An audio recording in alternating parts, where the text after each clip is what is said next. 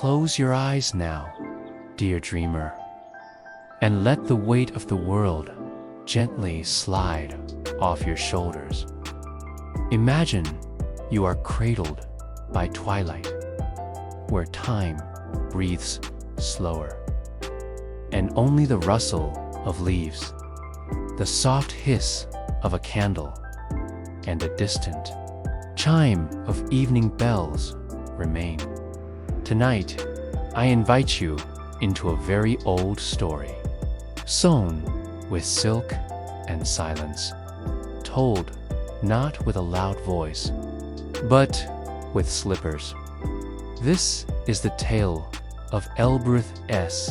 Shoemaker, who stitched dreams into souls. A gentleman with hands that smelled faintly of pine, resin, and chamomile oil, who never hurried, never raised his voice, and never made a shoe he didn't whisper to first.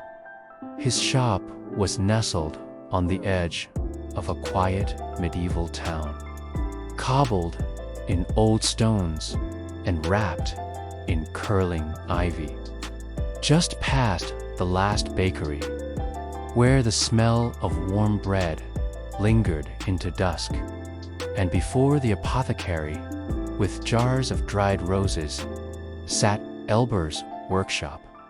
Its windows were square and clean, always lined with flickering lanterns, and its door always ajar seemed to breathe with the slow rhythm of stories being remembered in this shop. There were no loud hammerings, no clang of metal on nail, only the sound of a needle slipping through velvet, of warm tea being poured into clay cups, of breath exhaled gently while stitching a slipper that would not just protect the foot, but soothe the soul. Elber made many shoes, stuffed boots for winter, soft leather sandals for summer, and formal shoes for ceremonies. But hidden on one particular shelf, beside a little glass jar of clove and dried fig, sat a cradle, lined in satin, and in that cradle rested the slippers of dreams. They were not for sale, they were not even asked for. They came into being only when someone arrived whose heart was burdened. A widow who no longer slept, a musician who'd lost his song, a child who feared the dark, or a traveler haunted by the memories of roads he'd left behind. And when they came to him, Elber would look at them quietly, not with questions, but with understanding. Then he would boil water for tea, lay out soft cloth, and begin. Each slipper had its own soul. One was stitched entirely of silver thread that whispered when rubbed. Another was lined in dried lavender petals that warmed gently under moonlight. A third had soles made from the leather of a glove once worn by a beloved father, passed down through generations. These were no ordinary shoes. These were talismans of peace. You see, in the times when this story lived, many believed that certain objects could hold sleep inside them, that a cup of warmed milk could erase sorrow, that a lavender pillow could restore joy, and that a pair of slippers made with care and quiet could turn nightmares into lullabies. It was a time when cobblers knew the curves of feet, the way poets knew the rhythm of breath. And when shoes were more than function, they were protection, memory, and medicine. Elber never boasted, never wrote down his methods. His gift was felt only by those who walked gently in what he made and found that the ground no longer felt quite so heavy beneath them. There was magic, yes, but not the kind of magic that flashed or sparkled.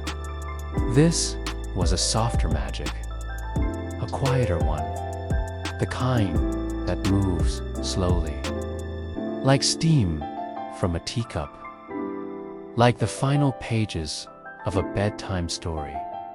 So, if your heart feels full tonight, or perhaps too empty, if you find your thoughts pacing, your shoulders stiff, or you simply need a story to carry you into dream, let Elber's story carry you. Tonight, you'll meet the silent man who wandered rooftops in his sleep, the chimney child, with soot on her fingers and birdsong in her heart, the weaver of dreams who forgot how to sleep until her feet found a pair made just for her. You'll feel the hush of wool and moon-dyed silk. You'll smell the sweet pine wood of the shop walls. You'll hear the gentle creak of shells that whisper to each other when the slippers think no one is listening. And slowly, you'll understand that Elber wasn't just a shoemaker. He was a dreamer who used his hands to stitch hope. So lie back now, let your breath grow slow, and imagine, just beyond your feet, a small pair of velvet slippers, waiting, soft, still, and full of dreams. Welcome to the story of the shoemaker's dream slippers. Of course, dear dreamer, let us begin the story of the shoemaker's dream. Slippers, a tale sewn in velvet, stitched in sleep, and scented with the quiet of pine wood and leather.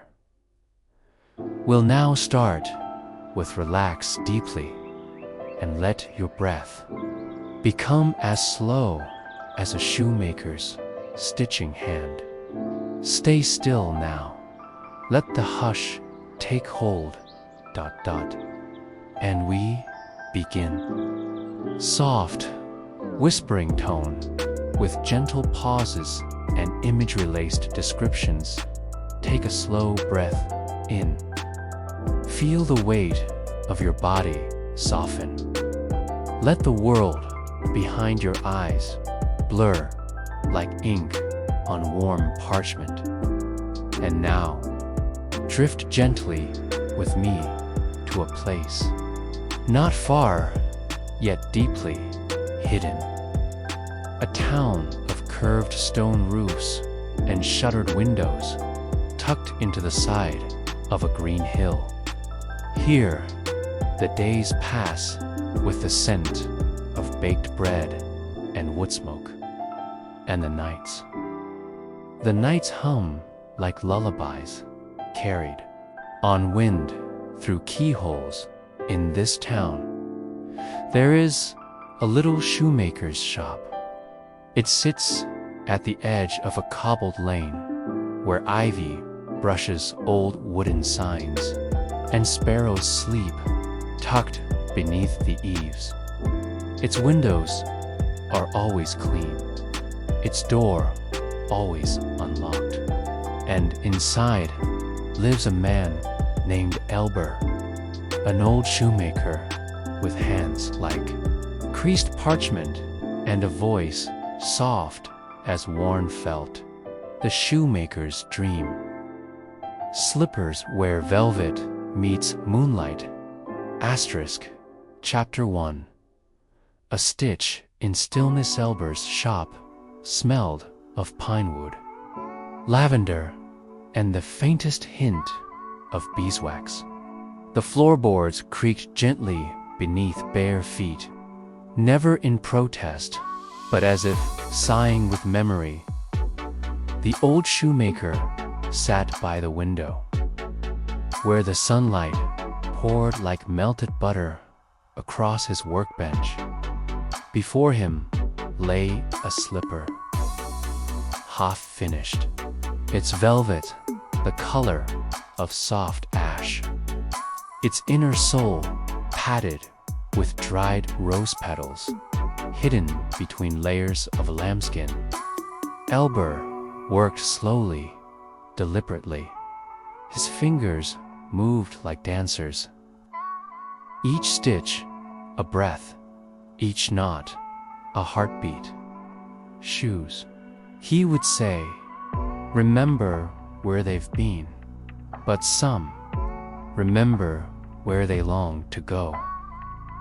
He had done that long ago for dukes and courtesans and court jesters alike. No, this pair by the window, the one he called his dream slippers, were never for sale. He made them every winter and always kept them. Asterisk, Chapter 2. Night shoes and whisper, Lauren, the old days, so it's told. Some shoemakers believed that certain shoes could keep nightmares away. Slippers lined with mint or chamomile. Boots carved with iron nails in the heel. Sandals blessed under starlight. Elber believed too, not loudly, not like a preacher, but gently. His slippers, those he called night shoes, were never worn during the day, never walked upon. Instead, they sat by bedsides, or beneath pillows, or hung from the footboard by a ribbon of silk dot. He told the children in town, dreams have feet, you know, and if they see the right slippers, they'll step into your night and bring only soft things. And so, once a month, children would come, clutching coins wrapped in lace, asking for Elber's softest pair. But not these, not the ones by the window, not the ones he made just once a year. Those were his own. Chapter 3. The velvet year. Elber used only velvet from a monastery 3 valleys away, woven by monks in silence, dyed with herbs and bark, then rubbed smooth with polished river stones. The insoles, stuffed gently with wool and dried herbs, lavender, of course, but also clove, sometimes rosemary, and once, from a fox gifted to him by a wandering bard. Every year, the pattern was different. A spiral, a falling star, a row of tiny feathers stitched with silver thread. When the pair was finished, he would lay them in a small wooden cradle carved from pine and lined with soft cotton. He never wore them. He never gave them away. He just clicked them. He claimed they whispered to him, but only at night, and only when the moon was waning. Asterisk, Chapter 4. A visitor in the fog one night. A fog rolled into the town, thick as milk, heavy as sleep. Elber had just finished placing a new pair of slippers on the cradle, the stitchwork still warm from his fingertips, when a bell chimed. Not the shop bell, not the town bell, a tiny silver bell hidden in a velvet pouch on the windowsill. It rang only when someone crossed the threshold who did not belong to the waking world. He turned, and there she stood, a girl pale as snow, wearing slippers that didn't quite touch the floor. Her eyes were deep with stars. Her voice, a hush in the room. "Shoemaker," she whispered, "do your dream slippers fit ghosts?" Elber did not answer with surprise. He had been asked stranger things by shadows and candle smoke. He only replied, "Ghosts do not walk unless they long for rest." The girl reached out and gently touched the edge of the cradle. "Were mine once." Elber nodded. His fingers remembered her weight, her shape, her song, and he hummed a lullaby, one she had taught him before she had vanished from the world of breath. Asterisk, Chapter 5. Slippers for the sleepless the next morning. The slippers were gone, but Elber was smiling, and the cradle was warm. He made tea with cinnamon and mint and sat in the quiet. He hummed. The children said he looked younger that day, lighter, as if some weight had slipped from his shoulders. They asked, "Will you make more dream slippers, Master Elber?" He smiled, "And always, but they must dream first." And so they left him tokens, locks of hair, na pressed daisy, na feather from a raven's wing, na tiny glass bell. He kept them all, and the next pair began.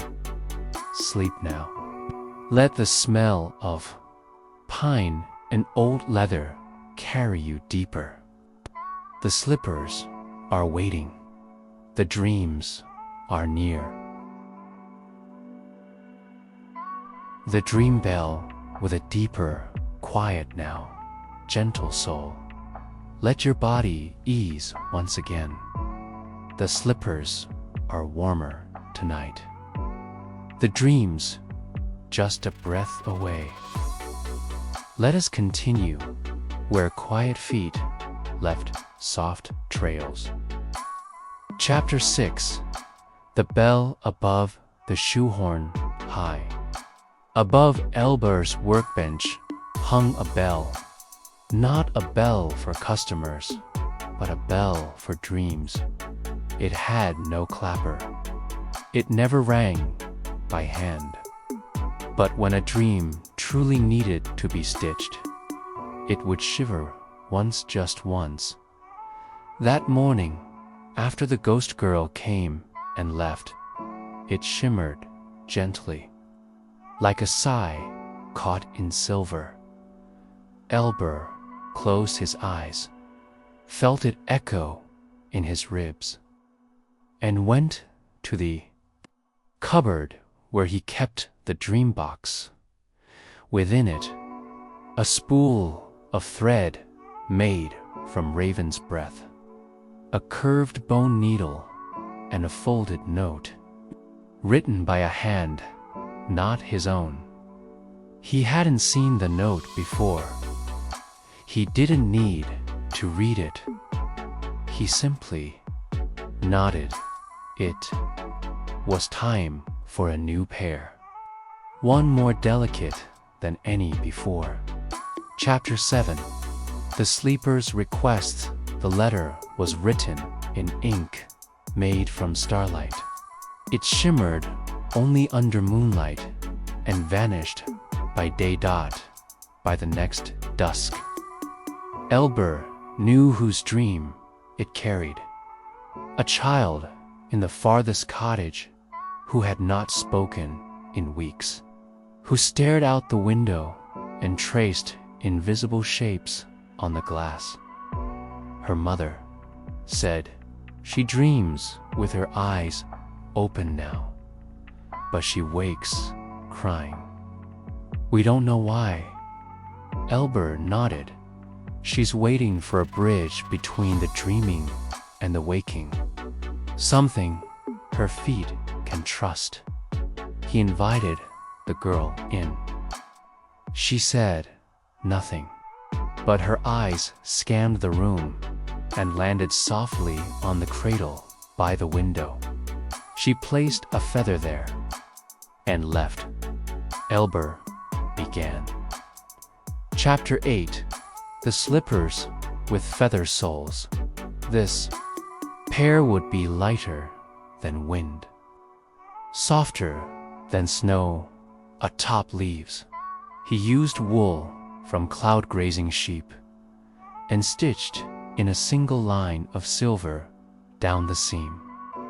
Inside each sole, he placed one feather, one white, one gray each, dipped in sleep balm, a blend of lavender oil, thistle root, and mint. He did not hum while sewing. He breathed. In rhythm, by the firelight, the slippers took form.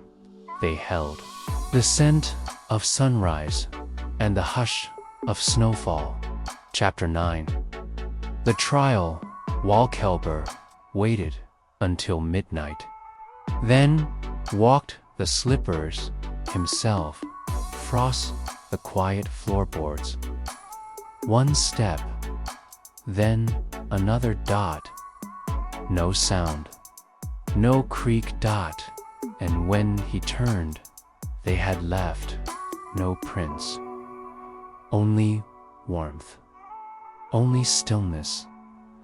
The bell rang once above the shoehorn. It approved. He wrapped them in pale cloth and placed them on the girl's doorstep with a sprig of rosemary dot. The next day, her mother returned, smiling, tears caught in her lashes. She slept for the first time in months, and when she woke, she was laughing. Elber only nodded and poured her a warm cup of clove tea. Chapter 10. The Shoemaker's journal, hidden beneath the shop floor. In a cedar box, Elber kept journals. He never wrote names, only dreams. He logged the feather soles with, for the girl who dreamed with her eyes open, gifted laughter in return. He had done this for decades. Sometimes the dreams asked for warmth, sometimes silence. Once a dream asked for storm leather, and he made shoes that never wet, no matter the rain. Another time, a night asked for soles so silent he could walk across marble without echo. But the slippers by the window, the ones he made each year, they were always the gentlest. He believed one day he'd meet the dream they belonged to, and he wanted to be ready. Chapter 11. A faint knock. The second night after the girl's slippers were delivered. There came a knock at the shop door. Faint featherlight. Elber opened it. No one, just fog, but on the step, a bundle, wrapped in blue cloth. Inside, a single gold coin and a velvet scrap. It was from his very first dream slipper. He hadn't known it had been taken. He held it to his nose. Still smelled like rosemary and clove. He whispered, "Welcome home. Sleep now, dear one." The bell above the shoehorn, the thread is quiet again. That sang slippers, the slippers for the sleepwalkers, are warming, soothing, the window, and hushed tone. And the next dream resumes, is being sewn. Rest your thoughts now, for the next stitch is the ready. Thread that sang and a new whispers soft voice in the hallway, drawing the listener of candlelight back and into breath. Velvet silence. Let us return. Welcome to again, Elber, kind to quiet. The thread where slippers ready hold more than the footsteps shines.